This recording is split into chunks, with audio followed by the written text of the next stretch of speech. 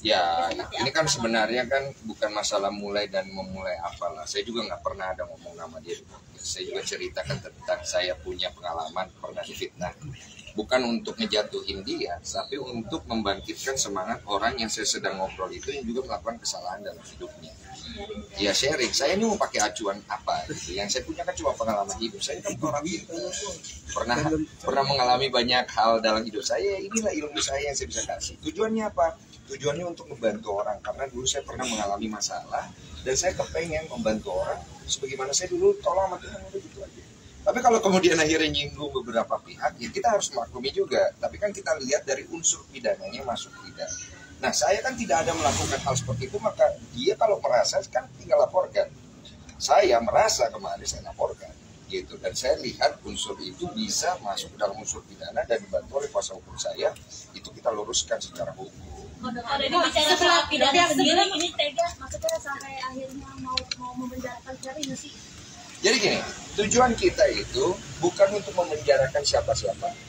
Tujuan kita adalah membawa kasus publik ini ke ranah hukum supaya edukasi hukumnya ada. Gitu. Jadi kalau tujuan dibilang Mas Denny tega menjarain orang, enggak. Kalau saya tega menjarain orang, dari 2019 ketika tes DNA pertama itu sudah keluar, secara valid saya sudah difitnah. Tapi saya tidak melaporkan orang itu ke polisi karena saya masih punya hati nurani. Nah, karena sudah seringnya diulang pola-pola ini dan beralibi, membangun opini, menciptakan asumsi, saya pikir ini arahnya nggak bagus. Nggak bagus buat keluarga saya, nggak bagus buat anak yang dia bilang, anaknya dia yang dia bilang mengalami dampak mental psikologi kan. Nggak ada bagusnya. Jadi kita bawa ke ranah hukum supaya dihukum, diselesaikan dengan baik, jadi persiapan. Kalau melihat tanggapan pihak sebelah podcast dengan Dr. Richard seperti apa nih? Ini demi kepastian hukum. Ini demi kepastian hukum ya. Jadi kita bukan tujuan kita juga menjarakan orang, itu konsekuensi hukum aja. Kalau nanti hakim memutuskan dia bersalah, ya konsekuensinya harus dihukum. Berarti nggak masalah buat terlibat padanya. Kalau itu urusan hakim, urusan nanti pengadilan. Sekarang ini masih lidik, ya.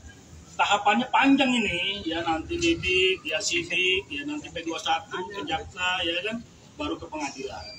Tapi kalau hukum ini ya edukasi untuk masyarakat ini, ya, supaya ada kepastian. Tapi kalau hukum menawarkan itu tahapan itu pasti ada. Cuma hal itu sudah kita lalui dari 2019. Nantilah kalau udah ada justice restoratifnya seperti apa, nanti kita lihat. Tapi poinnya kita di sini kan bukan mau bikin pelaporan terus kemudian bergimik, bukan itu. Kita tidak sedang bergimik di sini. Kalau memang dari penyidik menyatakan ini P21 masuk ke proses pengadilan, kita ikut semua sampai endingnya di mana. Terima kasih sudah menonton video ini. Jangan lupa subscribe dan aktifkan lonceng notifikasi supaya kamu nggak ketinggalan video terbaru dari Grid.